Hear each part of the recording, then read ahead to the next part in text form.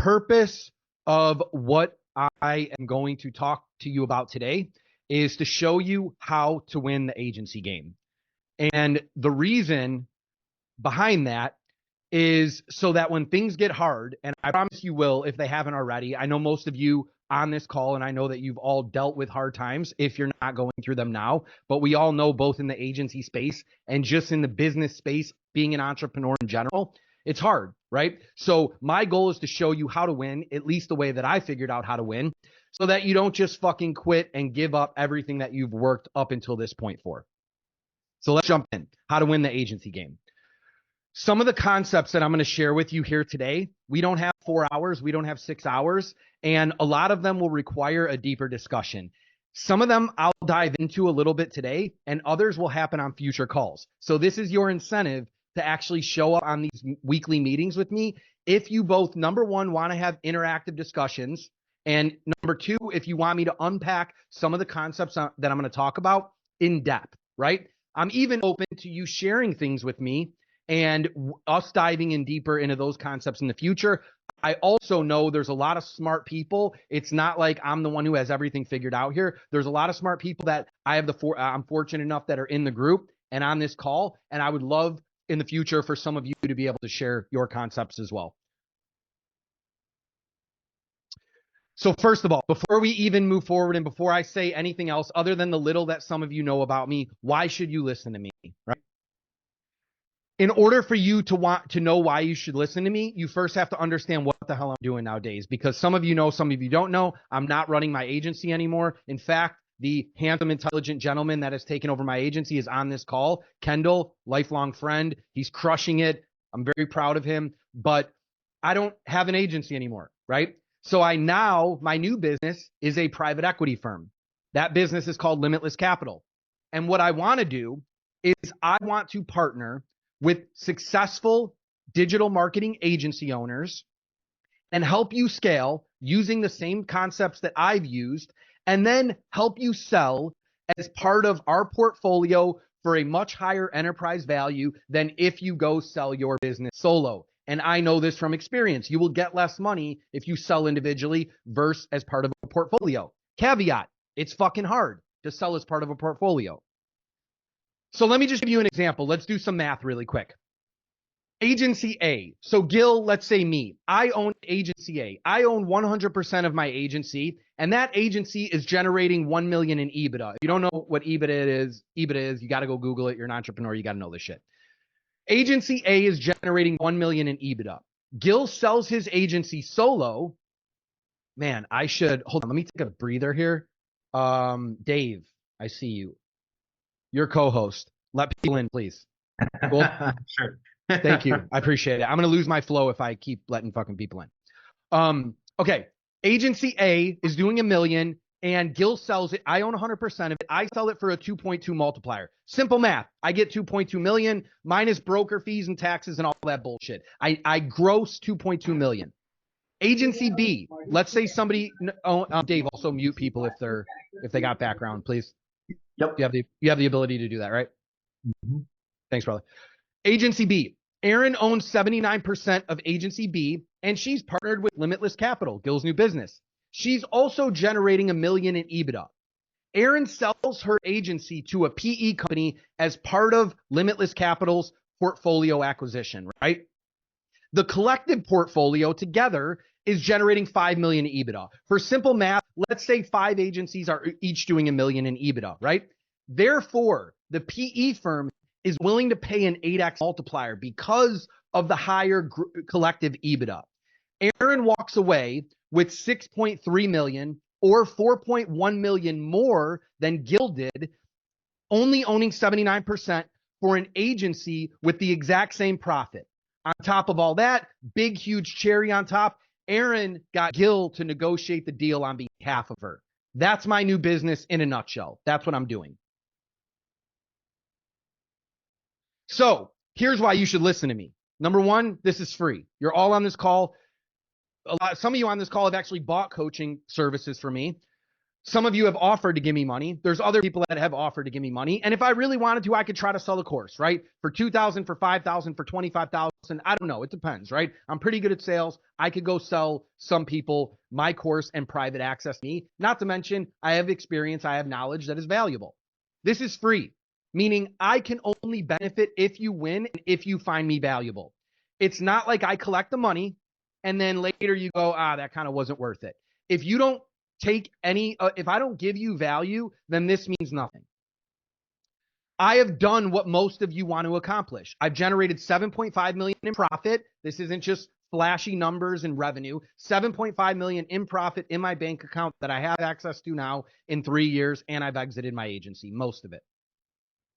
If my intention is to partner with you, everything that I say has to provide real value and not just be fluff for you to buy something from me. I have to give you things that I really think will help you so you can get better, find me valuable, and potentially be qualified and want to partner with me. Meaning what I just said. I cannot make you believe what I say is valuable. I can't convince you. It can't be perceived. It has to actually be valuable. This is why you should listen to me. So Tom Brady, the GOAT, right? He didn't play the game just to play the game, even though he loved playing the game. He played the game to win.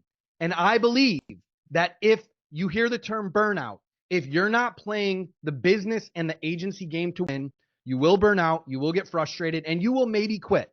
So I want you all to play to win. We want to do what Brady does. He plays to win. But first, we have to define win, because if I asked most of you here what winning means, you probably wouldn't even be able to really explain it. I want to make a shitload of money. I want to sell. I want to be able to travel. I want to do that. You'd give me a bunch of random things. So let's actually define what winning means, right? And this can be unique to you. So I'm going to give you my definition, and you can choose to adopt this if you agree with me. The easy way, not to bite more Hermosi shit, but the easy way to define anything is first to invert it. So let's define not winning, right? Not winning is feeling like you are a slave to your business. That's definitely not winning, right? Never being able to sell your business, your agency at a respectable enterprise value, that's not winning, right? And having to do all the shit that you despise and hate inside of your business while not making profit, that is not winning. So then very easily, what is winning?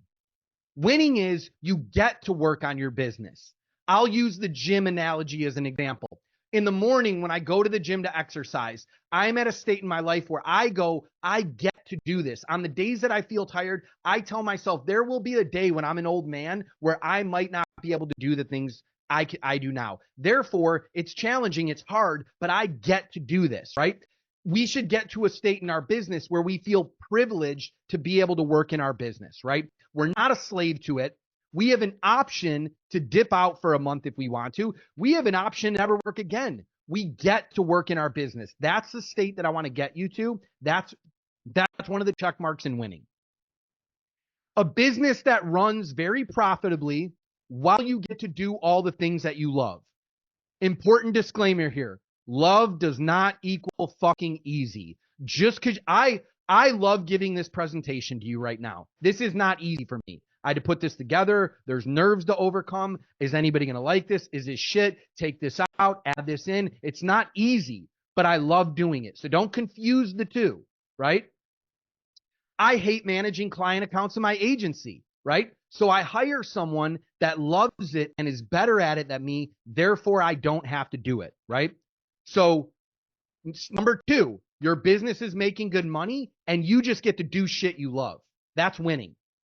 And number three is a multi-million-dollar exit, if that happens to be enough for you. I don't know your spending habits. I don't know your aspirations. Some of you might say, Gil, 7.5, 10 million is not enough for me. Good for you. That doesn't check my box, right? Multi-million-dollar exit, you call that number what you want it to be. But I can guarantee you're not going to be happy if you work your fucking ass off for 5 years and you sell your agency for 75,000. You're going to want to jump off a bridge. That's depressing. I only know of 2 ways to win in the agency space. 2 things that you have to do. One is sell, and 2 is retain.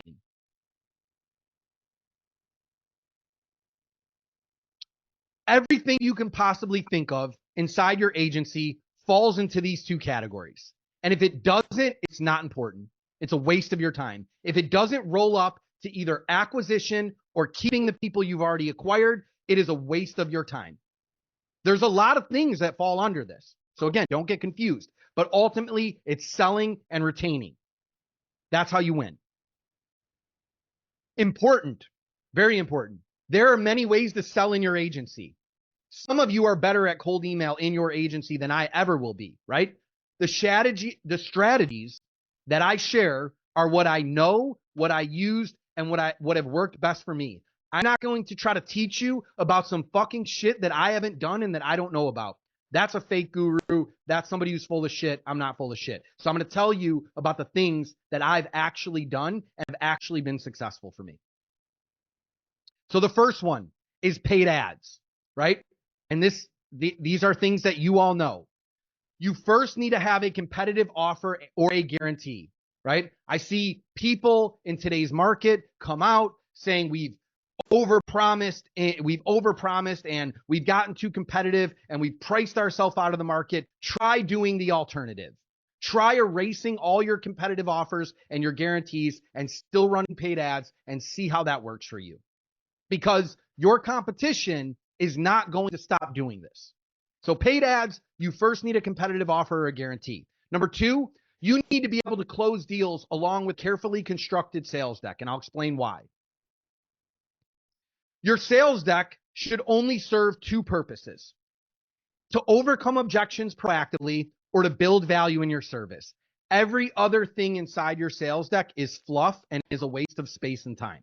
So if it isn't proactively, before they even say it, overcoming an objection, remove it.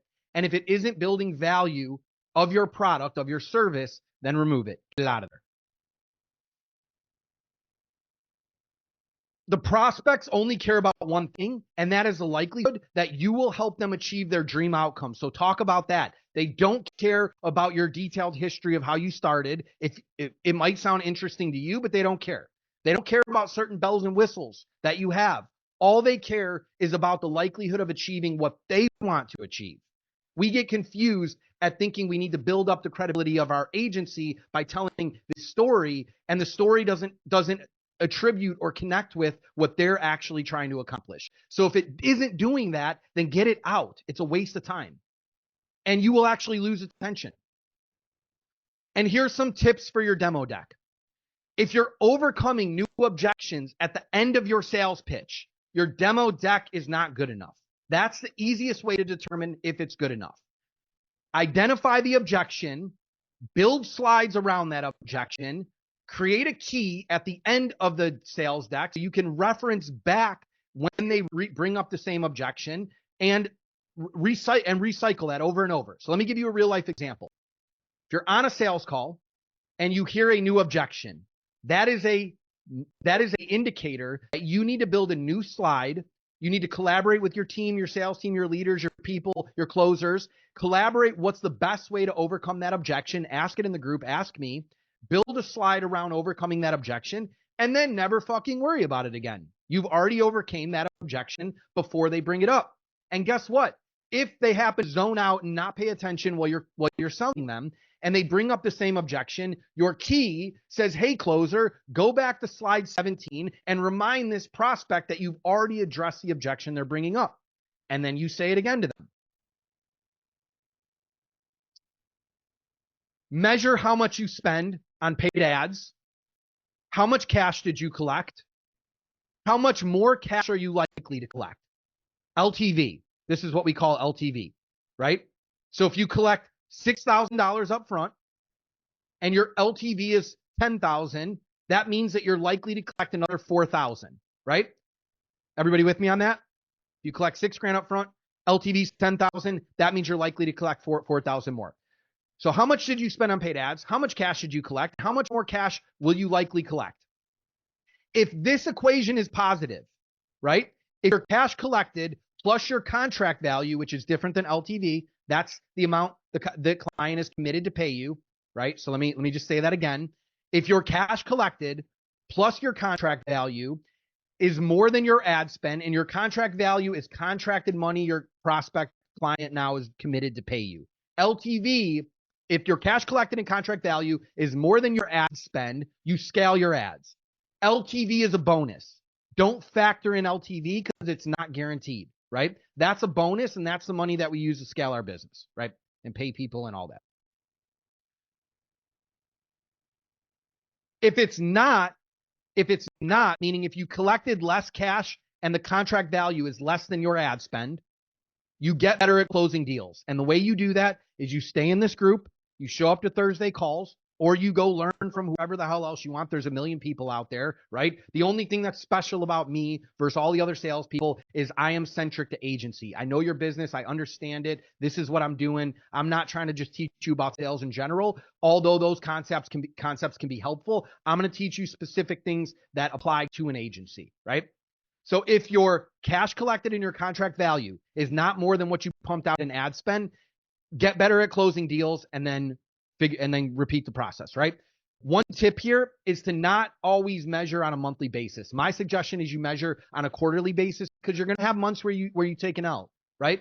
And you don't want to quit paid ads because you took an L, but you always want to be improving. So if consistently over a quarter, you're not generating a positive ROAS on your paid ads, you have a problem. You're not good enough at closing. Your closer is not good enough. Your sales deck's not good enough. You have to identify those things and get better.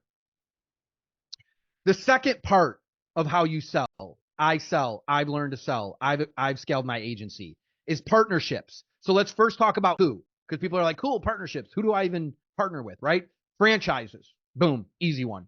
They have a fuck ton of units. They'll pay you money. You could sign 70 clients in once. I know I've done it, right? Coaching groups. They're another one. Here's an easier way to define it. Any group, misspelling, my bad, any group that works with several of your potential clients while not directly competing with you, they're who you want to partner with. I don't care what they do. If they work with several of your prospects, 5, 10, 20, or 1,000, and they're not directly competing with you, partner with them and then sell to their network. You with me? This is one of the biggest things that I discovered when me and my business partner started targeting large groups. These whales are actually less competitive for us than mom and pop shops, than individual units. And the reason is most of you don't really truly believe you can close these big partnerships. Therefore, you don't even go after them. You go after Gil's Chiropractic or Gil's Gym or Gil's Dental Office, right? Because it seems easier to just close Gil one unit because you've done it before. They are actually, their Facebook feed, their inbox, their email inbox, their DMs are noisier than CEOs that run large franchises. Because number one, they're not getting as many messages. And yes, number two, there are gatekeepers that you have to get through. Figure out how to get through the gatekeepers. And once you get to these people, you will be in less competition than you are to go sign a fucking $1,700 a month client. You will have 100, 200, 300,000 in MRR that you could potentially sign in one large partner that is less competitive if you can get through the first door. With me? You just have to believe that you could do it. Use a power partner. I hate that term. I'm going to figure out a new term, but I'm going to explain what it is to infiltrate these networks. This is one of the most powerful things me and my partner did, right? An example of this. I went to Miami. It was during COVID, right? I was in a room with 350 or 400. I don't know, Kendall, you probably know better than me, but a lot of chiropractors. I would have never gotten into that room had I not had an acquaintance that was connected with a network of prospects that I wanted to work with and had the ability to advocate on my behalf. You have to find somebody like this in your agency in order to do big deals. It's one of the most valuable things that you can do, right? And then last, you can use the Trojan horse strategy to get in the door. And what that is very simple, and I've explained it to some of you. Rather than messaging them or reaching out to them or calling them and saying, I am the best at digital marketing for fitness centers or dentists, whatever, right? You say, and here's all the reasons you should work with me, and here's why we're better than my competition. They don't want to hear that. They hear that all the time. You can reach out to them, and you could do this in many different ways. This is one example. Reach out to them and say, I have 10,000 or 15,000 or 20,000 in additional marketing budget allocation that I'm looking to spend with you, right? I have this money. It's in the budget. I need to spend it. I know who you are. I'd love to give it to you. Is there an opportunity for me to give it to you? Can I be a sponsor? Can I attend your in-person events? Can I be on webinars? How can I give you this money and be a part of your network, right? If not, I'm just going to go on to the next one. I'm checking with you first, right? They might say no. They might say yes. They might say maybe. Those are all possibilities. I can guarantee you one thing. They're going to be more open to have a conversation with you if you approach them like this rather than buy my shit, right? And another Trojan horse strategy that I'll give you is start a podcast. It can be a half-ass podcast, and invite the people that you want to work with onto your podcast. We all have egos. We love being interviewed. We love being held on a pedestal. Start a podcast, invite them as a guest, interview them, and at the end of the podcast, ask them questions. I talk to them, build a relationship. And the last part of the way that I scaled my agency, and the one that nobody talks about and is my favorite and my favorite and least favorite at the same time, is what I call opportunistic sales. This is right place, right time shit, right? Where you just like, oh shit, we got this deal from, I don't even know, right? This weird avenue that I didn't expect. Referrals can be one of these. Now, that doesn't take away that from having a referral strategy. You should have a referral strategy. However, you are going to have clients that like you that without you even saying anything, tell another client to work with you. Awesome, right? Oh shit, didn't expect that, right? So that's an opportunistic deal that's going to come your way. Random organic, right? They're going to find you or find your website or something. Now, again, I want to be clear. This is only if this isn't truly part of your strategy. Like when I was running my agency, I would do some shit, but it wasn't like we were spending tons of time, energy, and money to develop an organic strategy. We just kind of did some shit, and then people would find me randomly, connect with our team, and end up working with us, right? So random organic. Note, the bigger you get, the more of these come your way.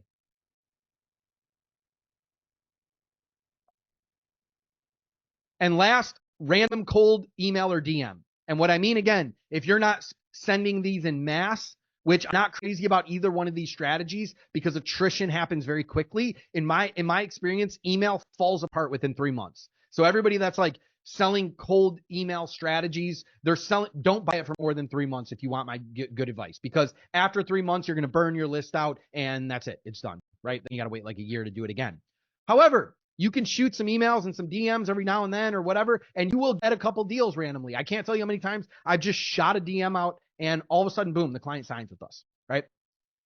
So let me go more into this. If any of you have ever seen Tommy Boy, it's a hysterical movie, but we can call this luck, coincidence, the sales gods blessing us, the entrepreneur gods blessing us. But what I can tell you is this: show the fuck up as much as you can. Show up. The more that you show up, the more opportunities, sales, deals will fall in your lap. And I'm going to tell you the craziest story that I have. I had a person that I was paying $5 an hour to send DMs on Facebook. They were sending like 20 a day because we were limited. They were half-assed. We got a reply from one person. They handed it off to me. I fired up a conversation, happened to be a franchisee, happened to have a good conversation. They knew somebody I knew. Long story short, that ended up manifesting into one of the largest franchise deals that we ever did. Moral of the story here is the days that you feel frustrated, the days that shit's not going well, the days that you check the P&L and it's not where you want it to be, the days that you have 3 clients off board and you're like, what the fuck, right? Those are the days that I encourage you to build the mental muscle of showing up consistently in your agency. And I like to bank my growth on actions, but I'll tell you, things will happen. The more that you show up and the more that you're persistent and the more that you have, I don't care, whatever it takes for me to accomplish what I want to accomplish, the universe will get the fuck out of your way. It will get out of your way at points, and doors will open and magic will happen. If you sink into yourself during the moments when you're frustrated and you leave and go have a beer and you decide I'm going to start a side hustle and I'm going to do all this other shit, you will miss these opportunities for the people that show up consistently, right?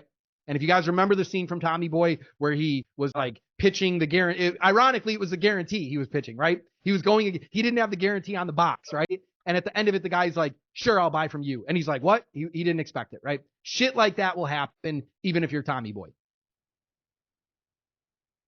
If you master these strategies, spelling error again, that was intentional to keep your attention. If you master these strategies, you will consistently be able to acquire new clients and never have to worry about revenue.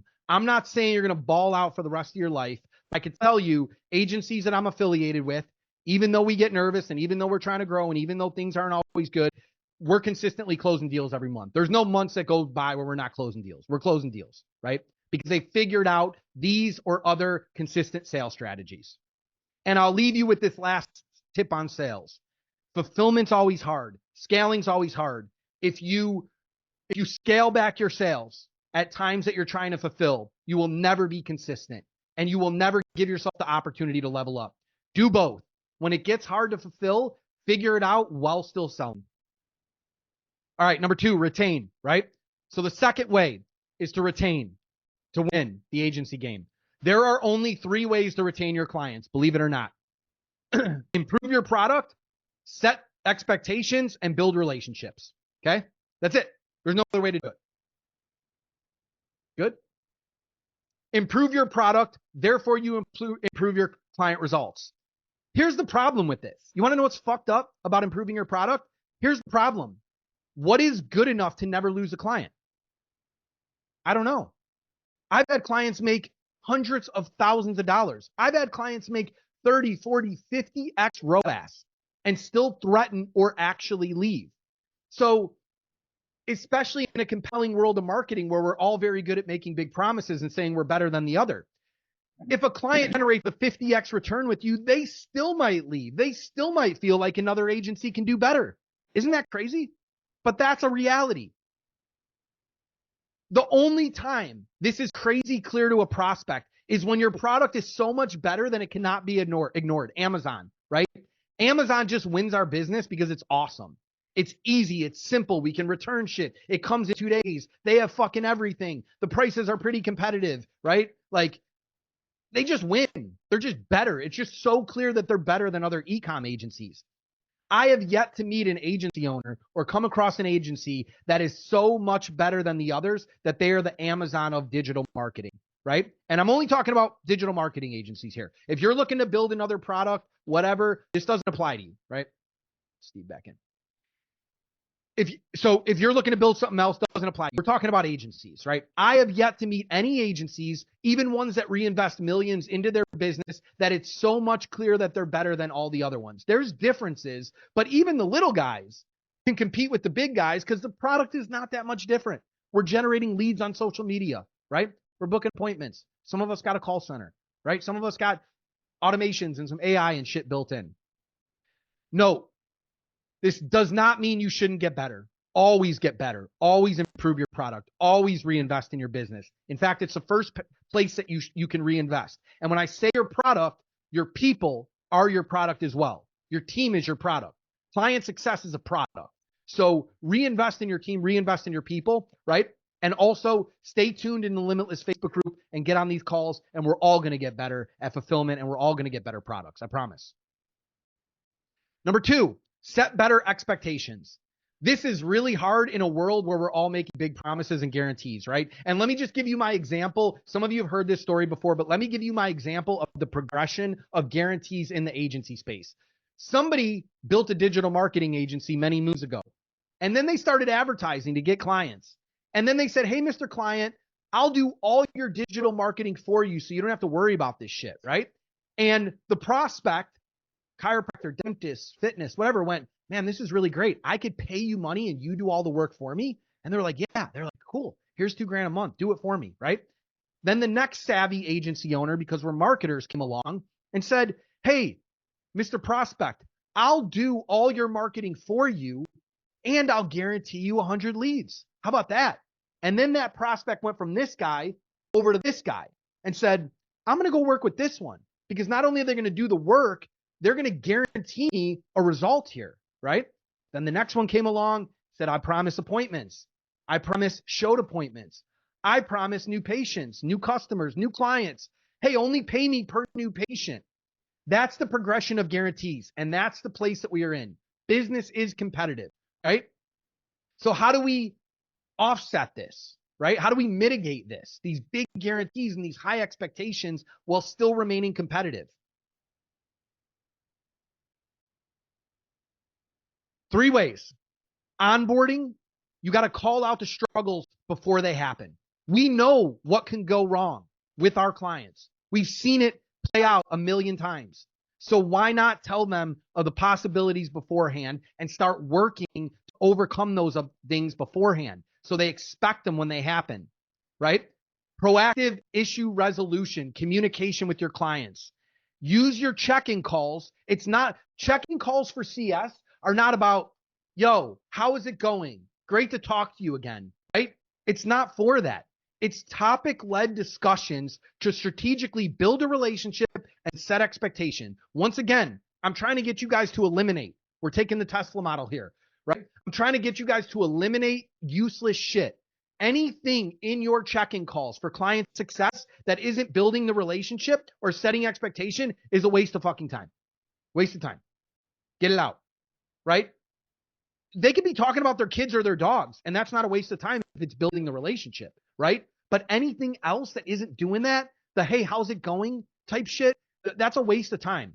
Another analogy for you is if you hire a personal trainer and you walk into the gym and the personal trainer looks at you and goes, yo, Gil, what are we going to do today?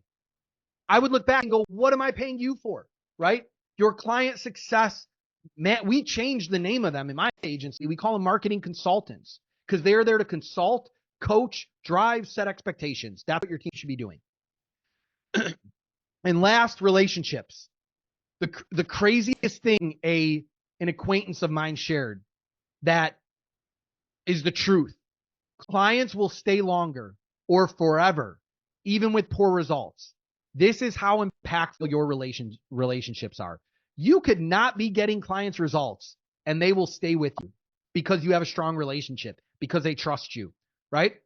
And at worst, powerful relationships will give you more time, opportunity, and collaboration with your clients to produce the result that they need to stay with you. I call this the real as fuck convo. Have the real as fuck convo with your clients as soon as you can, whenever you can. And that conversation sounds like this. I understand you have big expectation and I understand you want to make a ton of money on this. It's not as easy as it seems. And if you go work with another agency, you're going to experience the same thing. I can tell you this, social media, digital marketing works to generate leads, but it's far from perfect, regardless of the big promises we make or other agencies make. Talk to them like they're your brother or your sister or your mom. Be real with them, right? Once you've acquired them, that's it. You've already made the big promises and sold the vacation, the dream vacation. Now make them a true friend, a true business partner. I would not get on a call and patronize any of my business partners. I would tell them what I need to tell them with honesty, with care and sincerity, because I want the best for them. Treat your clients the same way. Have the real as fuck combo with them and watch how the relationship improves. Remind them of their options, right? They could throw in the towel on social media, give up forever, go try another agency. They're going to get on the hamster. They're going to get in the revolving door, right? What are their other options? Spend their money on billboards? Like, we know this works, but we just know it's not perfect, right?